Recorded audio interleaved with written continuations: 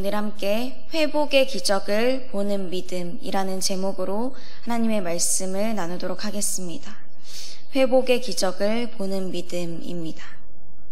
열왕기하 4장은 하나님께서 엘리사를 통해서 일하신 기적의 이야기가 가득한 장이다라고 이야기를 나눴었습니다. 그 중에서 오늘 4장 18절에서 37절 이 말씀은 두 번째 기적에 해당합니다. 수넴 여인의 아들이 죽은 이야기입니다. 하나님의 사람인 엘리사를 사랑과 세심한 배려로 돌봐줬던 또 섬겼던 이 수넴 여인은 하나님의 은혜로 아들을 얻게 됐습니다.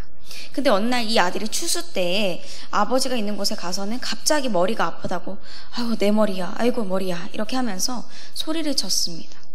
아버지는 아이를 어머니인 이 수넴 여인에게 보냈지만 얼마 지나지 않아서 이 아이가 갑작스레 죽게 되었어요. 그런데 이런 상황 속에서 수넴 여인은 우리 그리스도인들이 가져야 할 믿음의 자세를 보여줍니다.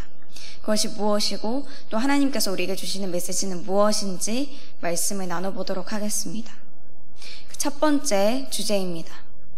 믿음의 사람은 슬픔과 절망 속에서도 샬롬을 선포합니다.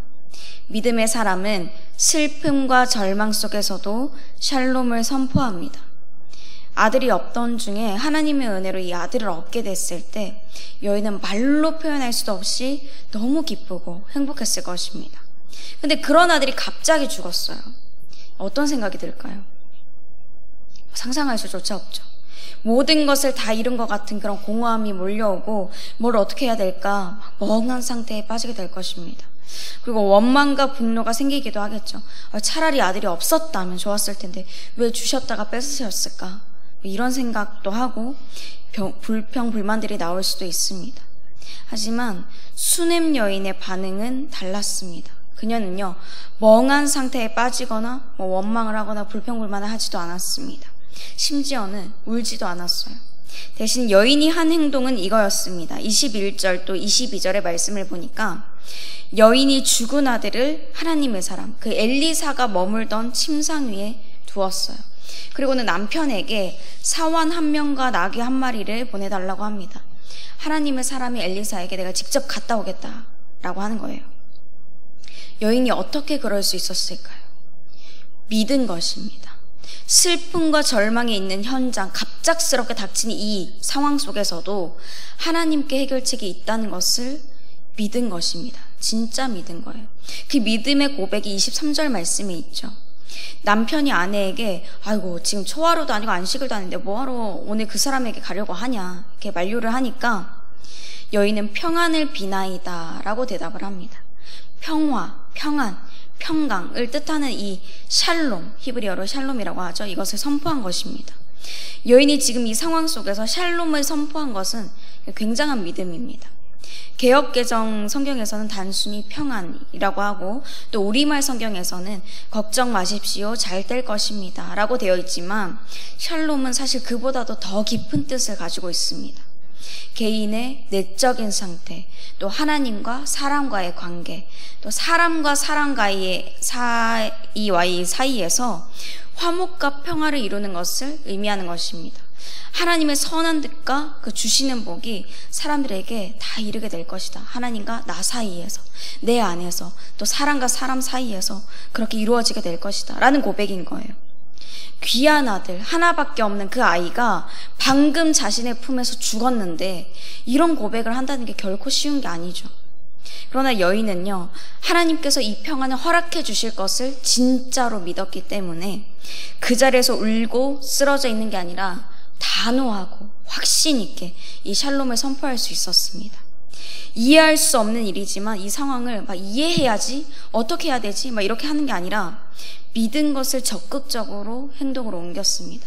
그리고 이런 아내의 믿음을 본 남편에게서 드디어 사환과 나귀를 얻고 그 나귀를 타고 갈멜산까지 쉬지 않고 달려갑니다.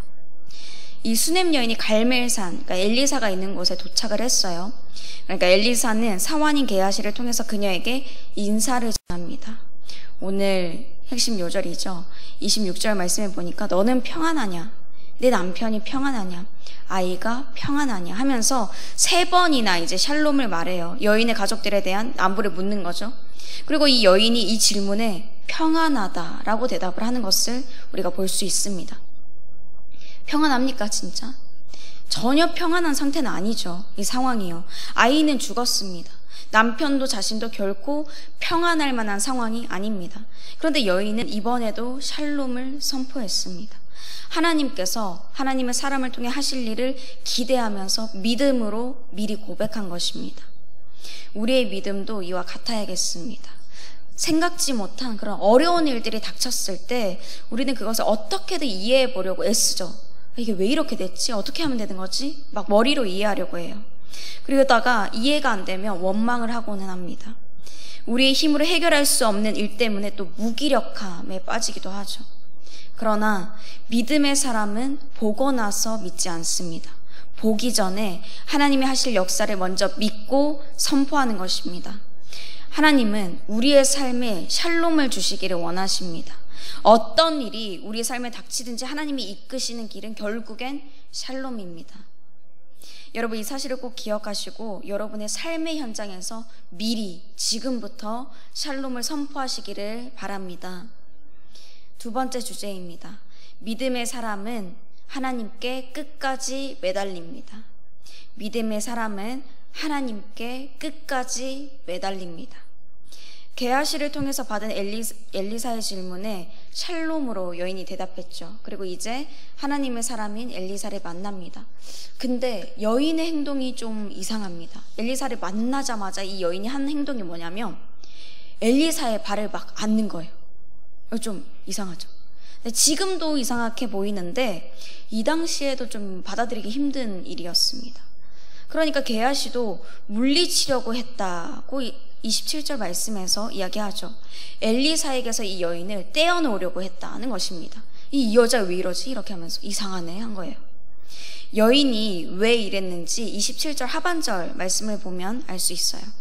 하나님의 사람이 이르되 가만두라 그의 영혼이 괴로워하지만은 여호와께서 내게 숨기시고 이르지 아니하셨도다 하니라. 이 여인이 너무 괴로워서 이렇게 한다는 거예요.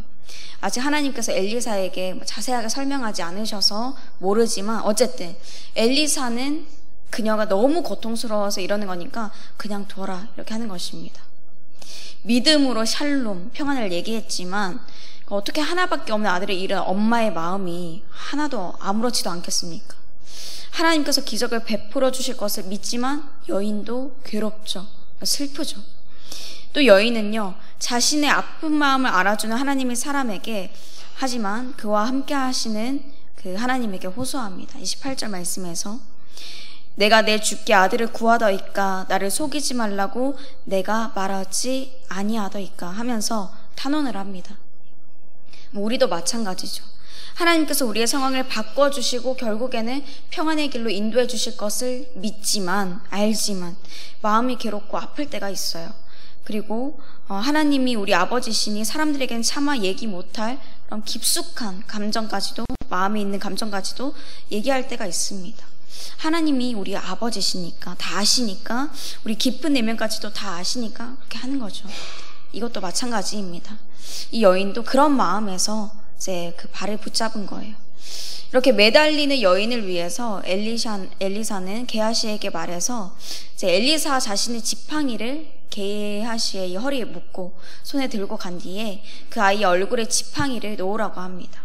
그러자 이 수넴 여인, 그러니까 아이 어머니가 말합니다.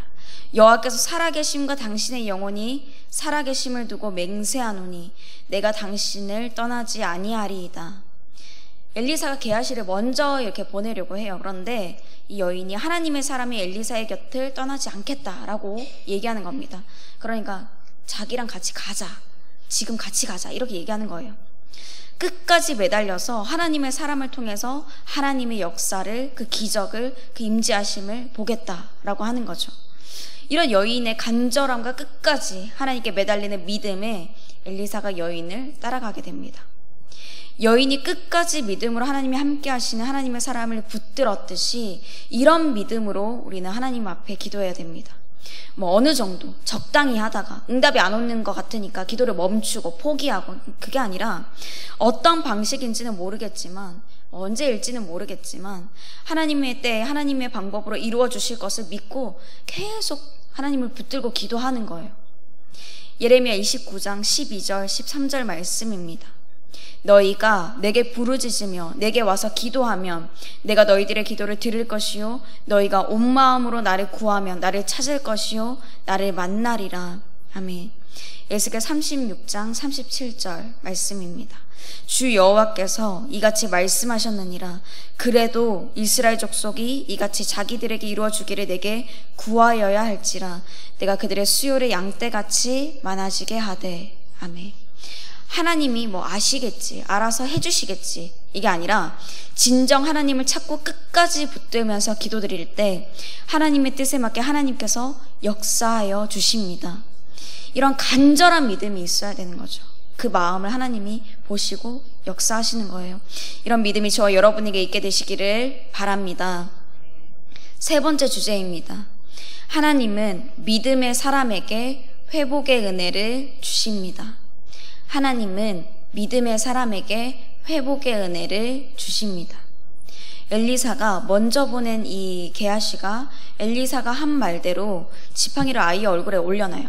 근데 아무런 일도 일어나지 않습니다. 그래서 엘리사가 이 여인의 집에 도착해서 아무 말도 하지 않고 이제 바로 아이가 있는 자신의 방으로 들어가요. 이제 보니까 아이가 자신의 침상 위에 누워 있죠.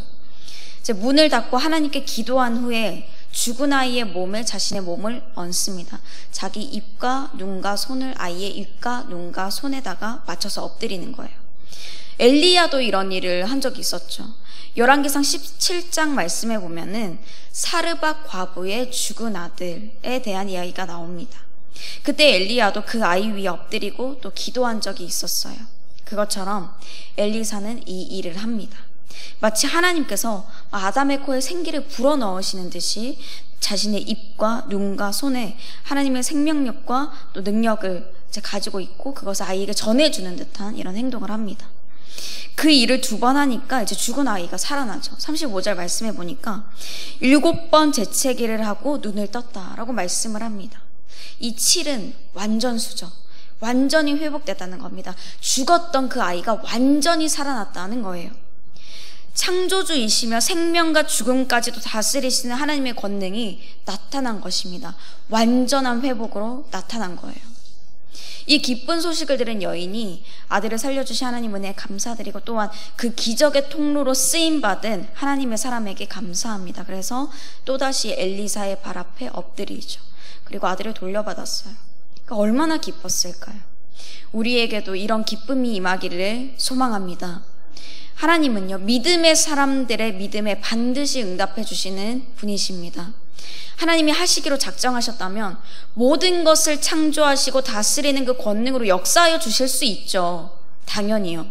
다 무너진 것을 다시 세우시고 병든 자들을 고치시고 귀신 들린 자를 고치시고 죽은 자를 살리실 수 있는 능력이 우리 주 하나님께 있습니다. 죄와 사망의 그늘에 있던 우리를 우리 예수 그리스도의 십자가와 죽음, 그 부활로 건져내신 게 우리 하나님이시니까요. 그 권능의 하나님께서 회복을 주시기로 작정하셨고 이미 그 역사가 일어나고 있다는 이 사실을 믿으시길 바랍니다. 믿는 자에게는 능치 못함이 없습니다. 우리가 능력이 있어서가 아니죠. 그 능력이 아니라 우리에게 약속하신 하나님께서 그럴 능력이 있는 분이시기 때문입니다. 사랑하는 성도 여러분, 오늘 우리는 가장 귀한 아들을 잃은 이 수넴 여인의 모습을 통해서 우리 그리스도인들이 가져야 할 믿음의 자세가 무엇인가에 대해서 생각해 보게 되었습니다. 믿음의 사람은 슬픔과 절망 속에서도 샬롬을 선포합니다. 믿음의 사람은 끝까지 하나님께 매달립니다. 그럴 때 하나님은 믿음의 사람들에게 반드시 회복의 은혜를 주십니다. 이 은혜는 지금을, 이 2024년을 살아가고 있는 우리에게도 계속되고 있습니다. 하나님이 주신 입술로 샬롬을 선포하고 하나님께 끝까지 매달리시기를 바랍니다. 그래서 하나님이 주시는 회복의 은혜를 누리시는 저와 여러분이 되시길 주님의 이름으로 축복합니다. 함께 말씀을 생각하시며 찬송가 545장 부르시겠습니다.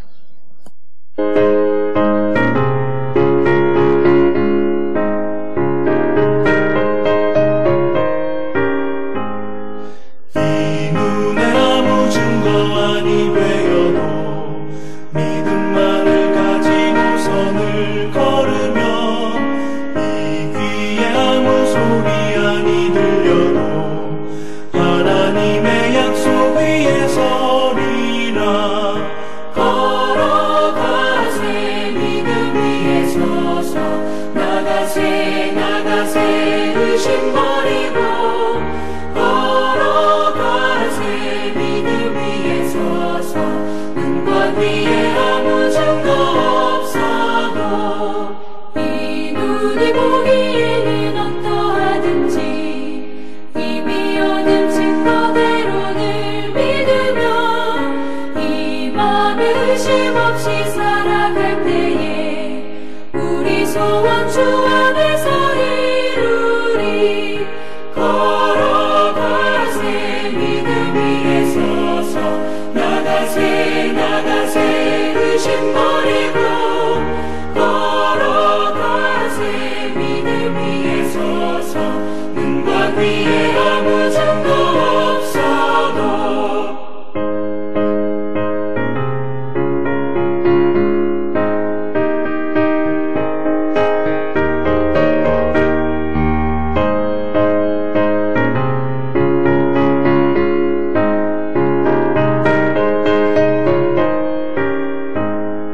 주님의 걸음감을 두고 맹세한 주 하나님 아버지는 참 이쁘다. 그 귀한 모든 약속 믿는 자에게 능치 못할 무슨 일이 있을까. 걸어가세. 믿음 위에 서서 나가세 나가세 의심 버리고 걸어가세. 믿음 위에 서서 눈과 귀에 아무 증거 없어도